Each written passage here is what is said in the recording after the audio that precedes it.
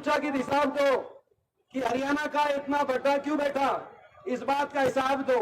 मैंने, मेरी गलती क्या है? आज सारी बीजेपी मेरे को निशाने पे क्यों ले रही है? इसीलिए ले रही है कि एक सवाल मैंने पूछा था कि हरियाणा हिसाब मांग रहा है। अब क्यों हिसाब ना मांगे हरियाणा हिसाब मांग रहा है कि गरीब की सारी स्कीम बंद क्यों हुई? 100 गज के प्लॉट की स्कीम इन्होंने आते ही बंद कर दी। आप सभी गोहाना के एक गांव से यहाँ पे उपस्थित हो, किसी गांव में 100 गज का एक प्लॉट मिला पिछले 10 साल में? मैं पूछना चाहता हूँ आप, गरीब की सारी स्कीम बंद कर दी, 100 गज के प्लॉट की स्कीम बंद कर दी, गरीब की मकान की स्कीम लगभग बंद कर दी। मैं पूछना चाहता हूं किसी गांव में मकान मिला कि आप भगवाना के एक गांव से आप आए? मकान की स्कीम बंद कर दी। पीने के पानी की टंकी टूटी और पानी के मुफ्त कनेक्शन की ऐसी समाज के लिए हमारी जो स्कीम चल रही थी वो बंद कर दी और गरीब के हाथ में पानी के बिल पकड़ा दिए।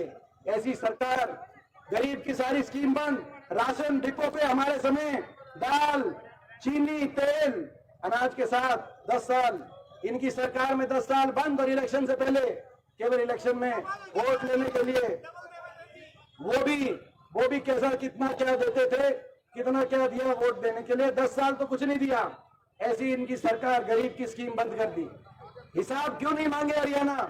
मेरा यही कसूर है, मैंने इनसे हिसाब मांगा कि 750 किसानों की जान की कुर्बानी हो गई।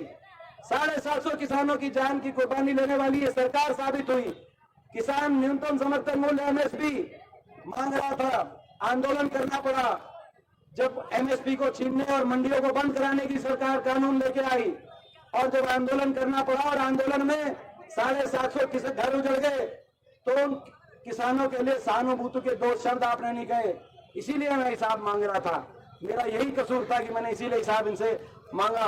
हिसाब क्यों नहीं मांगे हरियाणा?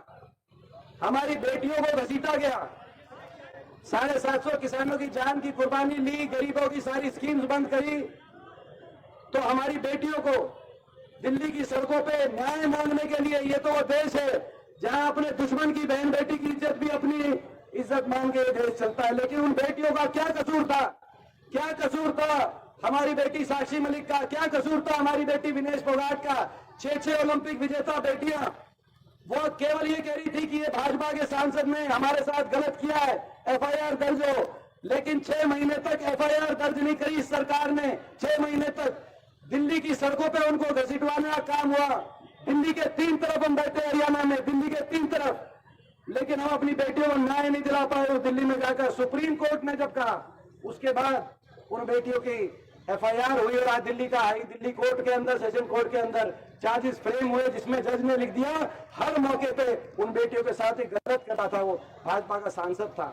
नारा बदल गया, बेटी बचाओ बेटी पढ़ाओ का नारा था, मगर नारा बदल के हो गया भाजपा के सांसदों को बचाओ, भाजपा के मंत्रियों को बचाओ। जैसे संदीप सिंह मंत्री को बचाने का काम हुआ और बेटियों को भुगतने दो, नारा बदल गया। यही कसूर हमने हिसाब मांगा कि इतना अहंकार हरियाणा के हर आदमी को इस सरकार ने उलझा दिया।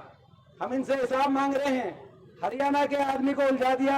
प्रॉपर्टी आईडी, फैमिली आईडी, पहचान पत्र, पोर्टल पे पोर्टल, आईडीओ पे आईडी, कागजों पे कागज उलझा दिया कि नहीं उलझा दिया इन पोर्टल आईडी में?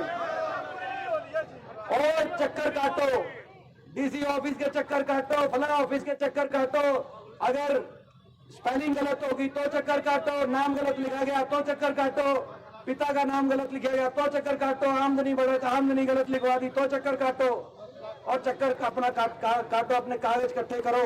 और सुविधाओं से वंचित आम आदमी जिसको राहत की जरूरत थी उसके तो घर पहुंचकर। और आज हम कहना चाहते हैं, ये जो पोर्टल और आईडी और ये जो अधिकारी जिन्होंने गरीब जनता को चक्कर कटवाने का काम किया है, 1.5 महीने के बाद ये सरकार जाएगी और ये पोर्टल और आईडीओ के चक्कर, ये सारे चक्कर खत्म होंगे और इन अधिकारियों को चक्कर काटने पड़ेंगे जनता के ऊपर, जनता तक अपनी सुविधाएं पहुंचाने के लिए अधिकारियों को जाना पड़ेगा।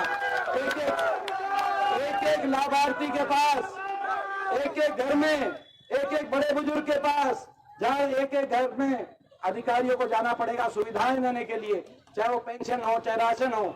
जनता को चक्कर नहीं काटने पड़ेंगे।